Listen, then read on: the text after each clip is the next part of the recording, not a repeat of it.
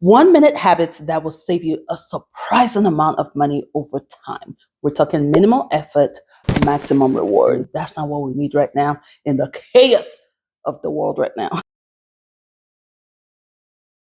Set a spending limit notification for yourself. Regardless of how you pay for stuff, be it Google Pay, Android Pay, Apple Pay, checking account, credit card, you can set a notification for yourself so that when you hit a specific amount that you want to spend every single day, if you're a very active spender, that's a fancy name we're giving you, not an overspender, you're just an active spender, then you can set for yourself every day, I do not want to spend more than $20 because technically these are all discretionary spending, right? It's not bills. These are just things you like to buy. So if you set that limit for yourself, then you can set a notification so that once you hit that amount, you get notified. It keeps you accountable to what you said you wanted to do. It helps you stay accountable to doing what you said you wanted to do, which is not overspend. If you want to know how to set up a notification for whatever payment system you use, simply Google how to set up a spending limit or limit notification for your Apple Pay, Google Pay, credit card. You can actually type in your specific credit card and it'll walk you through the steps to get that set up. Auto transfer $1 or $5 daily into your savings account. Some banks already do it where they send $1 every week to your savings account, or but you could do this yourself. Set up to have $1 transferred to your savings account every single day, $5 every single day, or if you want to do weekly, that's fine. It has to be a negligible amount so you won't miss it, but it adds up fast. This is money you would have probably just spent, nonchalantly, $1 here, $2 there, $5 here. But this way, you're putting that money away, and before you know it, here you go. You have $500 to use for whatever. It's a way to save, to make saving a passive thing. You're not thinking about it, but it adds up, and here you go. You have money for whatever it is you would like to use it for. Check your account daily. Yes. Now, this may be a lot for some of you, depending on how busy life is. So you could tweak it. You could be checking your account weekly at the beginning of the week. I think the most important is if you know that time frame when you usually overspend, then check your account before then, i.e., lunchtime, i.e., when you're about to get off work. You're more likely to buy stuff at that point. When we get home, we're chilling, we're more likely to scroll, more likely to buy from TikTok. Lunchtime, because we're dealing with the stress of work, we need a break, we need an escape. Here goes TikTok shop, here goes spending, right? So checking your account daily, even though it's something that takes a minute or two, it's a way to keep your mind on your money and your money on your mind. This is another way to put a checkpoint between you and your spending. When you're seeing your account, you're reminded of your money and you're reminded of what you want to do with your money. It's also a good way to keep track of those charges that show up on your account.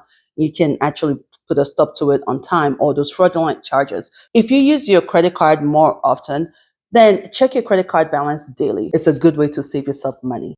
Round up transactions to savings. This is an effortless way to save.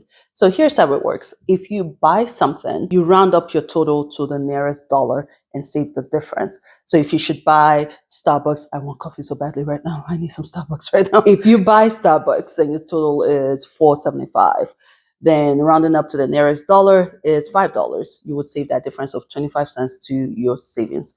This is so pain-free, and it seems like nothing because, it's just a quarter, right? But over time, it adds up. Now, if you're like me, I'm not going to be doing this for every single purchase. So you could tailor it to end of the day, or you could tailor it to end of the week. You would just have a bigger amount to roll over. Maybe instead of rolling it to the nearest dollar, you would round it up to the nearest 10. If your total expenditure of discretionary spending over the week was $98.20, rather than rounding it up to $99, you would round it up to the other 10, $108, and save the difference. So all these ideas you can tweak to fit your lifestyle. I see you getting a thing or two from this channel because you're still here. So don't forget to hit the like button for me. And if this is your kind of thing, then go ahead and subscribe.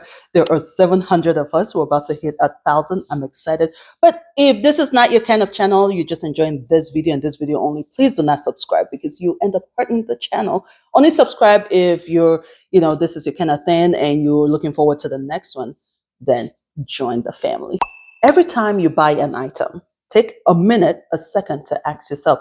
I'm not saying you shouldn't buy it after you've bought the item.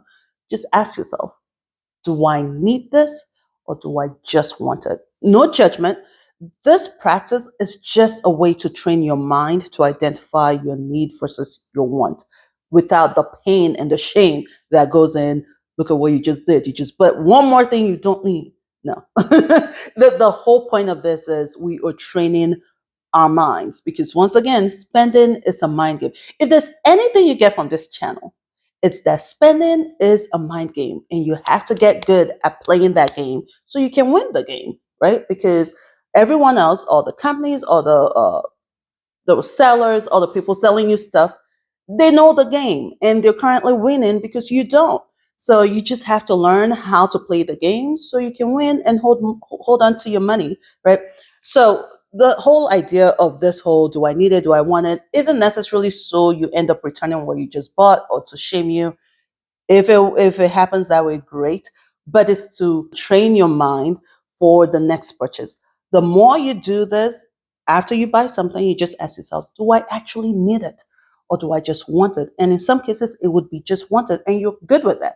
But now your mind has recognized that you've made another purchase that is a want. And over time, you will stop yourself before you actually finish up the purchase because you get to that habit of asking yourself, do I need it or do I want it?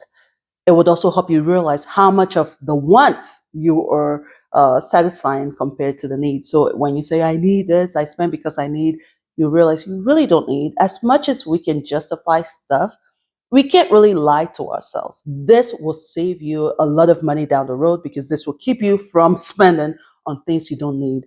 Cha-ching. When you are about to buy something, Amazon or at the store, quickly Google that product plus price. So if you're buying a shoe, it's hard to type in the name of a shoe. Let's say you're buying a Ninja and you're on Amazon, just Google Ninja plus price and see what other pricing they have out there. That's a good way to know if what you're about to buy is reasonably priced or if you're overpaying for something. I do this more when I'm at the store, but I need to start doing it when I'm shopping online because I've gotten into this habit of thinking when I'm on Amazon, I'm seeing all the price ranges, so there's no need to do it. But no, I need to start doing that. I do it at the store. I would quickly Google what it is I need to buy. Like right now, I need a cordless vacuum. I don't want to pay the money they're telling me to pay for cordless for cordless vacuum. And so I do that. Even at Walmart, I mostly shop Walmart, right? I double check to make sure that what the pricing I'm seeing is the right price. I'm not overpaying for something. It's about being efficient with your money, making sure your money does the most it can do. Who am I kidding? It's not always going to do the most, but at least doing more than it usually could, right? You can also Google a coupon code when you're about to buy something. I just did this, although for me it was all expired, but it could work for you. So I was trying to buy curtains for the house. It ended up I was trying to buy one from Wayfair. Wayfair is always sending coupons, right? This one time, I'm actually buying from Wayfair.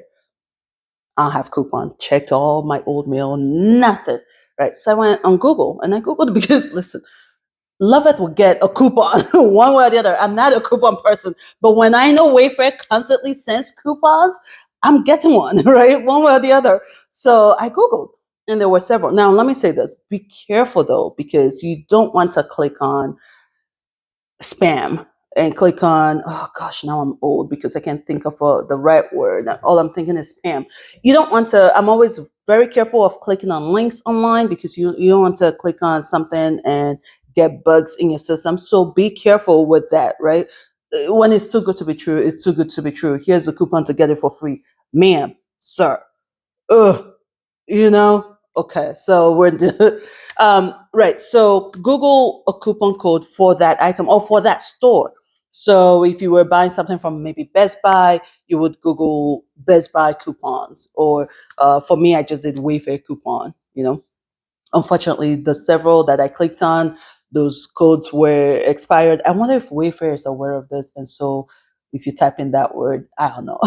So it didn't work for me. Unfortunately, it didn't. I ended up not buying. I ended up buying from Amazon or Wayfair, but it does work for some. So, and what does it hurt? You try it, there's nothing, you're good. But if it does work, now you've saved money. Free trials. You know those free trial things we get, and then after the free trial, it rolls into a paid subscription. These guys, they know the game now. They know we're not the type to stop what we're doing and remember to call to cancel or remember to log on and cancel. It's just hard when it's something we have to do. So they've made it so easy for it to roll into a paid subscription. So here's a 1 minute habit for you. When you do sign up for that, when you do want to take advantage of the free trial thingies, immediately you sign up. Set an alarm, a reminder, a fire code, an alert. Set some sort of reminder, mostly your calendar. Go on there 2 days before the deadline or a day before. I would say 2 days before the deadline because you're not going to do it the first reminder, and you need that grace period of 24, 48 hours. Set a reminder to cancel that free trial. Do not rely on your brain because it has not worked for you. So your 1 minute habit is every time you sign up for the free trial, immediately you are setting up that calendar reminder to cancel or to reject whatever the service is, right? This way you save yourself money because chances are you forget to call in. They will charge you for at least the first month before you cancel. And in most cases, we forget we even have this coming through until we see our statement. And how many of us even looks at our statement? And most of the time it's for a small amount, that $14.99. $14.99, I'm not going to mention the service that charges on your card. It's such a small amount that you don't notice it in your overall balance. So here you go, 6 months, 12 months. Now you've paid $100 and something for something you don't even need. You just decided to take advantage of it because it was free, right? So you're welcome. We've all heard of Taco Tuesdays, Fun Day Friday, Hump Day Wednesday. What's the other one? Okay, I got too excited for that Wednesday. It's going to come across. I just thought of it because of Gabe TV. All right, so we know of those things. Now let's do that for money. Have a no spend Thursday or a no spend Monday, 1 day of the week where you do not spend on anything that is not necessity, and this includes eating. We have to eat to survive, but adrenaline, takeouts, all that is not necessity. So you will force yourself 1 day a week. You're not spending at all. It's actually very normal. This is a benefit of being, I guess, an older millennial, because I know it's absolutely normal to go through the day without spending. At least I think it's from being an older millennial. It's abnormal to constantly spend, to have to spend every single day. You're not doing something right, right? But we listen, we don't judge. So set up a no spend where come what may. This, unless it's emergency, it's always a no spend Monday or a no spend Thursday. Just having a label for the day encourages that behavior. Once again, it's a mind game. So the mind game is you have told your mind on Mondays we do not spend. And so when anything arises that you have to spend, being a Monday, there's already that first barrier of Monday's a no spend. What are you doing? And now you have to ask yourself, do I really need to do this? Right? Let's take a couple for groceries. This I love so much. I think it's a very realistic, practical, and handy way to save money. All right. It's mostly for those who do not meal plan. We all know meal planning saves money, but life is life. Sometimes it doesn't happen. All right. So what you do if you do not have a meal plan for the day, before you leave home, before you head out to work, before you start the day, open up your fridge, take a quick glance, take a look at what you have, and immediately come up with a meal based on what you have. You need to actually come up with a meal, right? All right, we have pasta, we have milk, we have cheese, we're having mac and cheese. Coming up with a specific meal, you're less likely to stop by the store, you're less likely to resort to fast food because, there's no food at home, right? Or the stress of, I want to go home and start cooking. You already know, oh no, this is a quick 1 2 1 2 and dinner's ready. This saves you a lot of money because where do we spend a lot of money during the week is ordering in. So this keeps you from ordering in, and it keeps you from going into the store, because we all know when we go into the store for just one thing, we come out with five. Throughout the week on your daily, living your daily life, try to maintain your food storage system, however you have it set up. So if you usually have packet foods in this section and your bottle foods in this section or your spices in this section, maintain that. Don't use your bottle, your condiment, or I don't know, I'm going to use myself an example. Don't use your sweet and sour sauce and then put it in the shelf when it usually goes in the fridge, or it usually goes in a pantry, because what will happen is when it's time to buy groceries, well, you go to where you usually keep it, which is, say, the pantry. Oh, I don't have sweet and sour sauce. And then you head to the store, you buy your sweet and sour sauce for $3.25, only for you to get home and you have a full bottle. That's very personal, but it happens for a lot of things. Get into the habit of putting your stuff in a scrapbook. Oh, if my husband watches this, he's going to get some points. Yes, I'm not the best at putting things back where they're supposed to be. It saves you money. It keeps you from buying duplicates you already have. This goes for everything food, right? And even in your pantry, right? You usually put your rice here, and now you've moved it over there. And you about to buy groceries, you check, oh, we're out of rice. And then boom, here you go buying another bag of rice when you have half a bag in the pantry. Keep your stuff where it's supposed to be. That little habit keeps you from buying duplicates. Another oldie but goodie, use your reusable cups and water bottles. Most of the time when we go out and we buy, snacks and things to chew on and eat while we're out, we're not always hungry. A lot of times dehydration comes through as hunger. If you're constantly sipping water when you're out, you're less likely going to feel hungry. And so you're less likely going to buy, and you're less likely going to stop into the gas station or the store, because the moment you step in, that's what it all comes out to. The moment you step into the store, you're buying more than one thing. And who needs to buy overpriced drinks and overpriced snacks, right? So keep your reusable cups. Thank God now we have cups that will keep your water ice cold for hours, or your coffee burning hot for hours. Get into the habit of leaving the house with one of those, whatever the weather is, whatever you like, and just have it in the car. It's covered. It's not, you don't have to worry about it spilling. You don't have to worry about it getting contaminated. But this way you have something to sip on when you're going out, and then you're less likely going to buy, thereby saving you money. Auto pay your bills to avoid late fees. Yes, I know. Look, Biden had the regulation to keep late fees to what, $5, no more than $5. That's about to get canceled because the Trump administration is going to roll that back. So that $35, that $45 is about to stink. You do not need to be giving billionaires $35. You need your $35, and that's $35 for just one card. Then another card, 75. Late fee is so painful because this is money you're pretty much just shelling away, right? So banks make a lot of money just from late fees, just from late fees.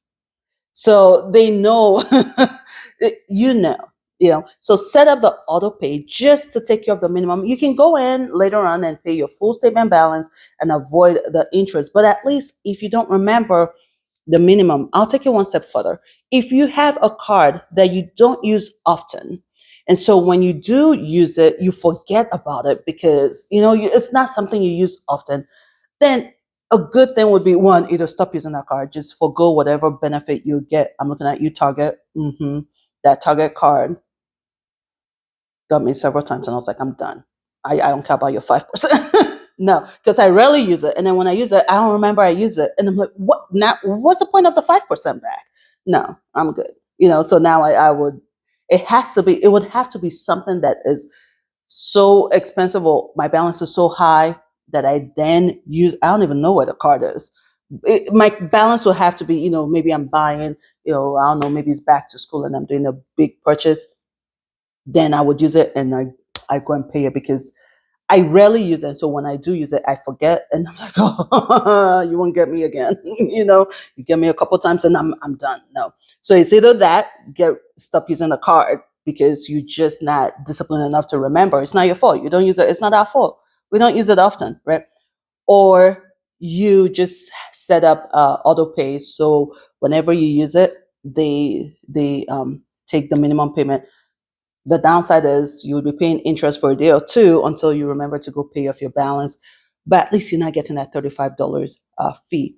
I don't want to pay interest. I don't want to get a late fee. I just stopped using the Target card.